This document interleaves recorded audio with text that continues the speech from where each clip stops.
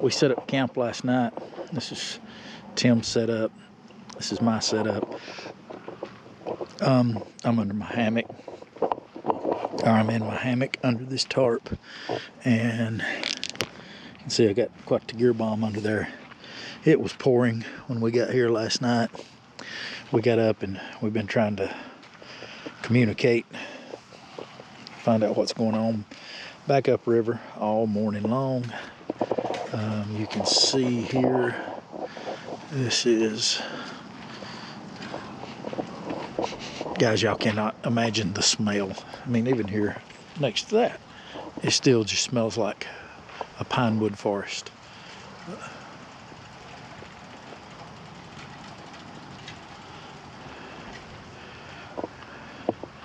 I don't know if you can see how fast that joker's flowing. That's a big river. That's a lot of water.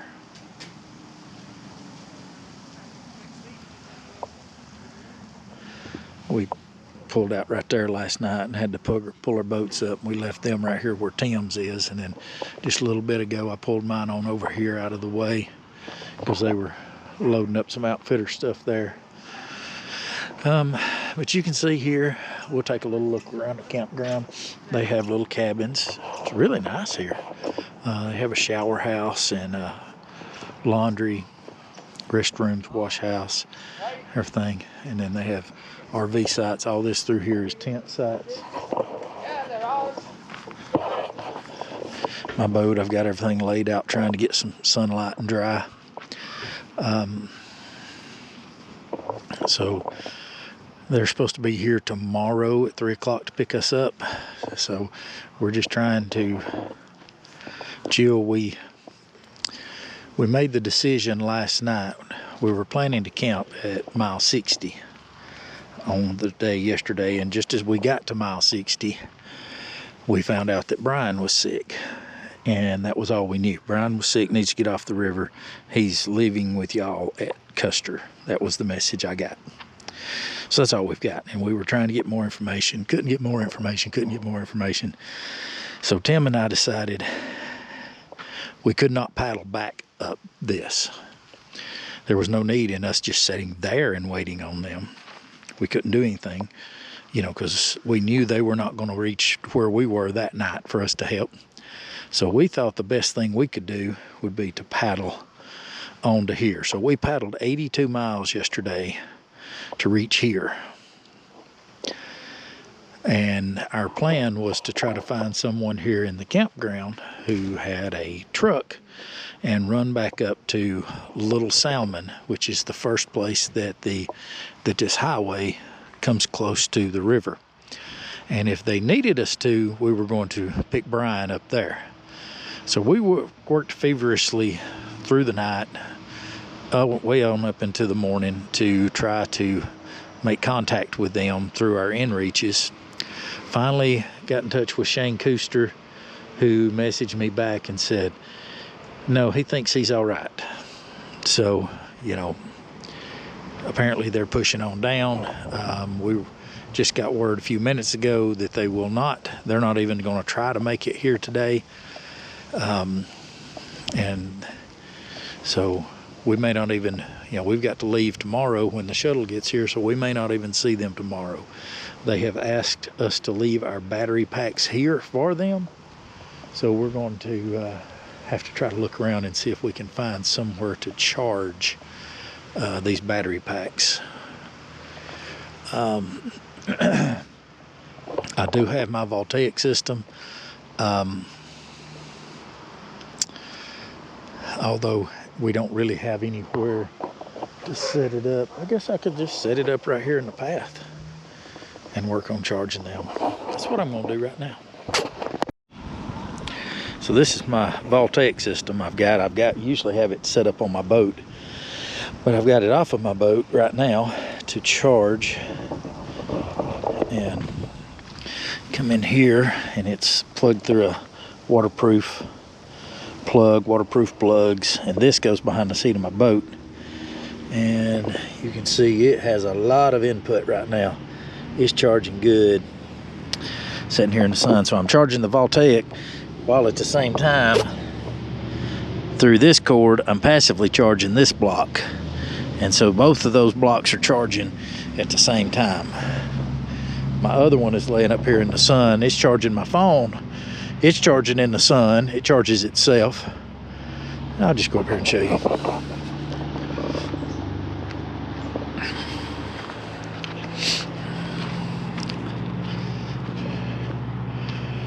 So this one has been in the sun. It's not currently in the sun. So I will, well, the green light just came on, so it's still charging. I'll set it back over here in the sun. So it's charging while passively charging my phone.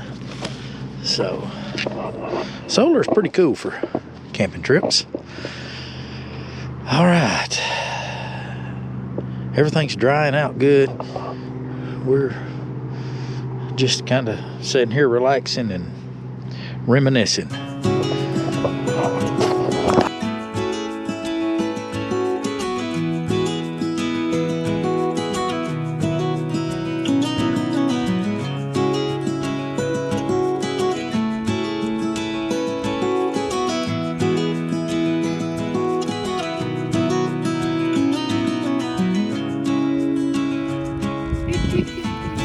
Look what I found.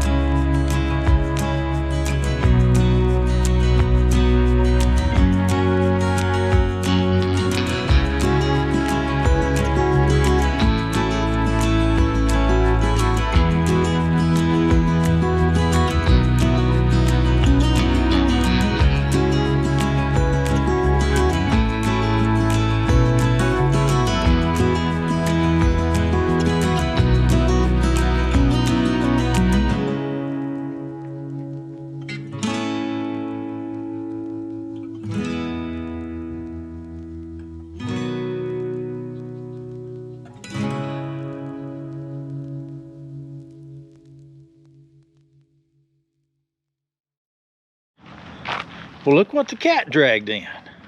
What's up? So Shane and Brian's already headed down to cook supper. They rented a cabin, so I'm a little jealous, but they came rolling in a few minutes ago. So they caught up with us. Brian is feeling much better, by the way, if I include that in this part of the video, which I'll just about have to explain why we did 82 miles yesterday. But Brian is feeling much better. Matter of fact, from here, he is continuing down the river to Dawson City. He's not pulling off the river at all, so that's good news. We're tickled. Halfway down, halfway to go. Yeah.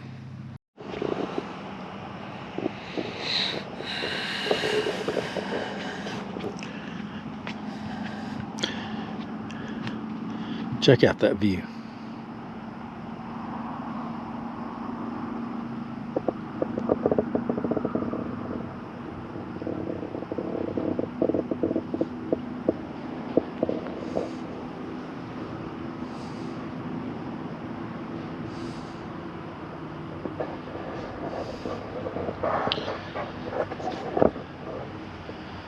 All right, as you know, we're at the campground. We're back.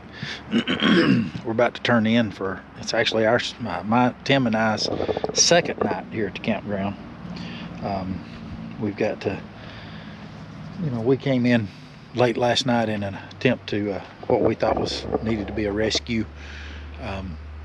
Turns out everything worked out fine with that, so that's always good. But we are just watching the river go by. We've done a lot of work today, actually, getting things dried up and getting things packed up and stuff ready. We'll be leaving tomorrow. Shuttle picks us up. We'll be leaving to go back to Whitehorse, where we'll stay. I'm not sure when Tim flies out, but I don't fly out until today is Thursday. I'll go to Whitehorse, spend the night one night, and then I fly out on Saturday, late Saturday evening, about 4 o'clock. So that will be a thing. Yep. All right. So I lost my balance there, but you can see we got stuff hanging up all over the place, drying because everything had gotten wet. It's kind of late here, but you can see the sun. I mean, the sun hasn't even set yet over there. It's around behind this ridge, but it's still a long time till dark.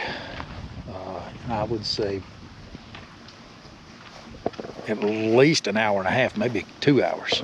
How long will it be before dark? What time is it? I don't know.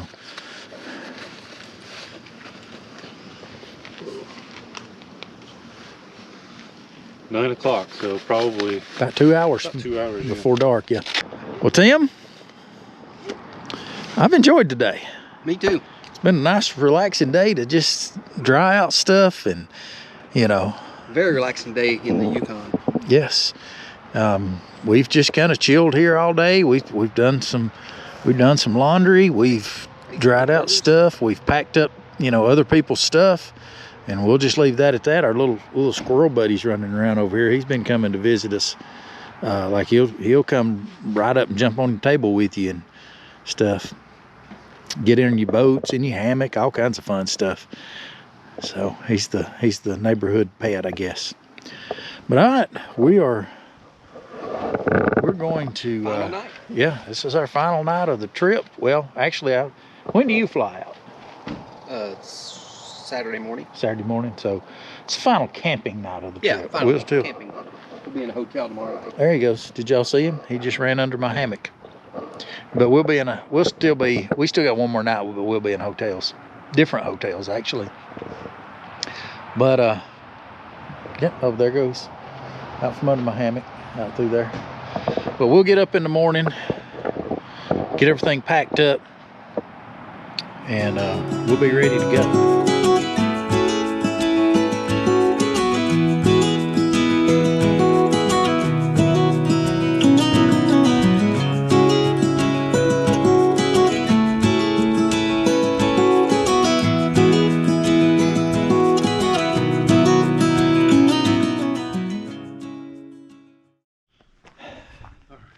Ooh, I can barely hold this camera up. That left arm hurts bad. Shane, Brian, leaving out of Custer, headed on to Dawson City. Dawson City. I'm envious. Wish you could come. Yeah, we wish we could too. Yeah, you don't need to work. Oh, they like it when I pay the bills. Yeah, I guess. All right, guys. Best of luck to you. We're gonna help get them in the water here. Ready? Ready.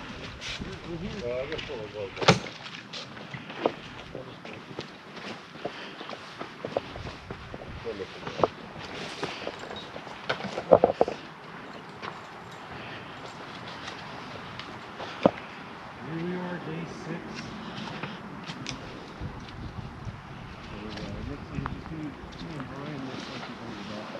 Alrighty.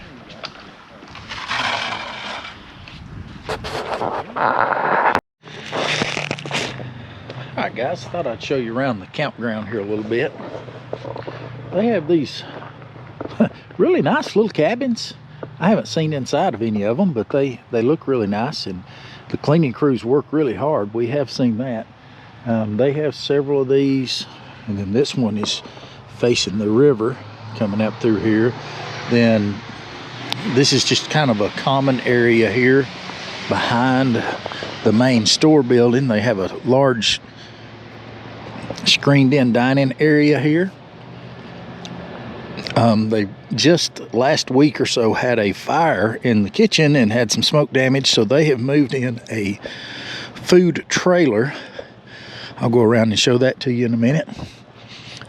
It actually just opened up yesterday, but we got to eat. We have eaten like kings while we've been here. Lots of burgers. This is kind of a common area here.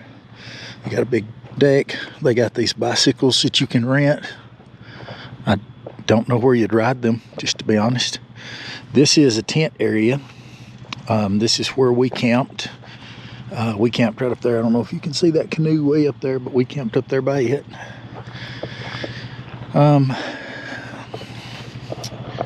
Let's see here. I got some moose antlers and skull laying right there. That's kind of cool in this little decorative area. An old boat. It's a very popular place.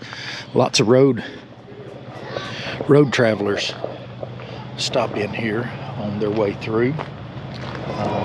Lots of trucks coming by. There's a lot of, pretty good bit of traffic. But this is the coal mine campground, and this is their little food trailer that they've got set up for right now. Typically they're in that building. This is the RV part, and I really don't think they have any hookups. I think it's just a place to pull off for the night. And so you can see they got several little pull-offs here. Every night there's several, come in and go. These two right here were occupied last night by 2 Class C's, and it was two older couples that were obviously friends, because they pulled in their campers to where the side doors opened, and they just set them up their little camp area in between and had their little camp area here. It was pretty neat. And that's Cason. Cason's my buddy. He's a worker here at the campground. He's helped us out a lot with different projects. He's a good guy. I believe this is the owner's camper, and that's where her cats play. So that's pretty cool. Those cats were out in there all day. This is the restroom shower house. They also have laundry in there, and it's very, very clean. Men and women's washrooms. You can fill up your tanks, water tanks right there. Let's see here. And they have some more cabins down through here, as you can see. And then, I thought this was really cool. On top, that's their hot water system. It's solar, and it works, buddy. That's some hot water.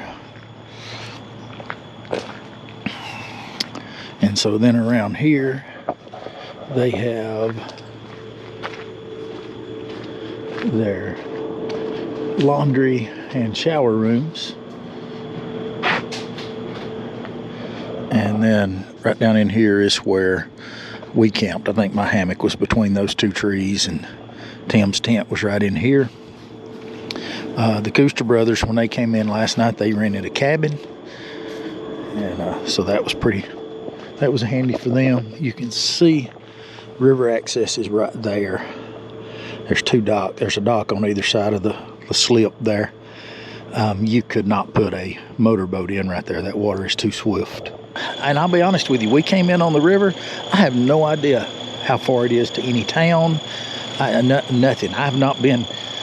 We came in off the river, and we've been right here, and this is all I've seen. There's a sign that says, Carmacks, welcome to the hub of the Yukon.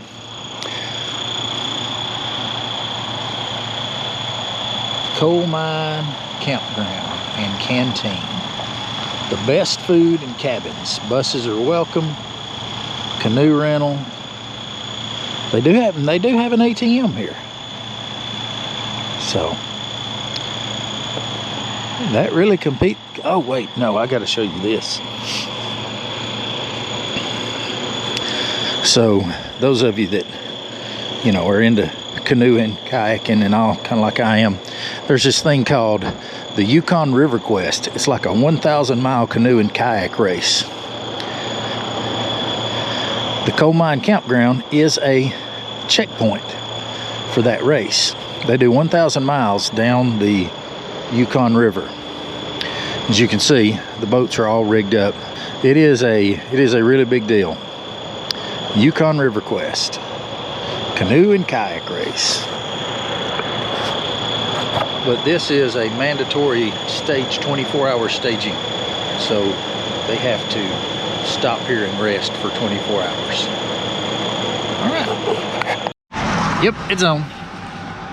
So here we are driving across the Carmacks Bridge. The Carmacks Bridge. And the SS Keno went down the river in 1960. My grandfather took it down the river, and he had to go because the stacks wouldn't fit underneath the bridge. So they had to remove the stacks, and he had to back the steamship backwards underneath the bridge in order to get it through. And there was a clearance of like maybe about, I don't know, 6 inches. Oh wow. Oh wow. Yeah. And this is our shuttle driver, Maxine. Hello, hello. Hello, hello. Am I gonna be on TV? Probably be on YouTube, yes. Okay, that's cool. Yes, yeah. Okay, cool. I'll give you a sticker if I can remember what pocket. Oh, I got them right here. Remind me to give you a sticker so you can remember which channel. You can look us up later. Oh, okay. So, yeah. Okay, fantastic. Okay. Yay. So we have gotten in our shuttle and we are headed back to Whitehorse. Hour and a half. An hour and a half. Yes. Depends on how heavy my toe is. Well,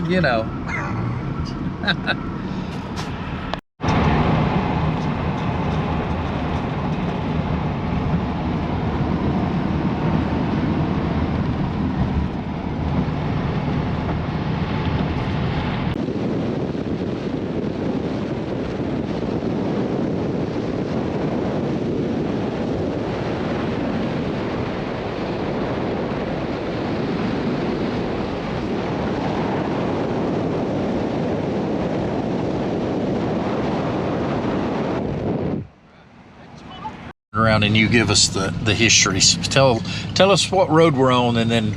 Well, this is the corner of the North Klondike Highway, which goes to Dawson City. You can also go to the top of the World Highway and go up to Fairbanks, and then on to Anchorage or wherever. And then this is the Alaska Highway. Alaska Highway goes from, I think, Fort St. John to Fairbanks. It was built in 7 months by the U.S. Army, and as well with other people that lived in the towns along the way, I guess. And I think a big part of that was an African-American sector of the Army was really big up here. So there you go. There's my little spiel. Never ridden on the Alaska Highway before. This is pretty cool. Yeah, there you go. They also call it the Alcan, eh? Alcan. So, yeah. Yeah, what a feat. Yeah.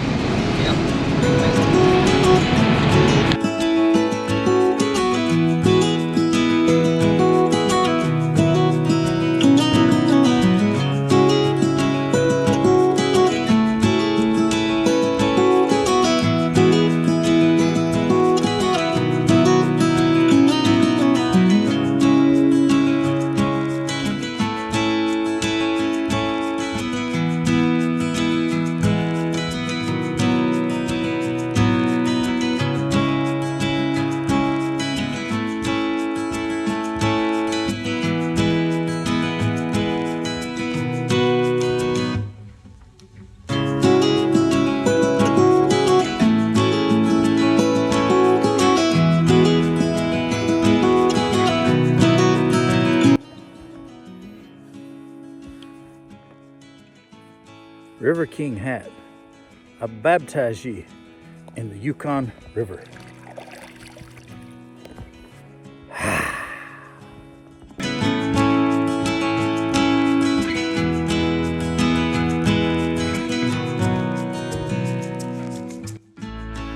If you enjoyed this episode, consider subscribing so you can join us on the rest of our crazy adventures.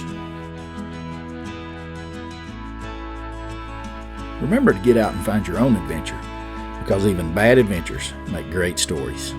Thanks for tagging along with us today, guys.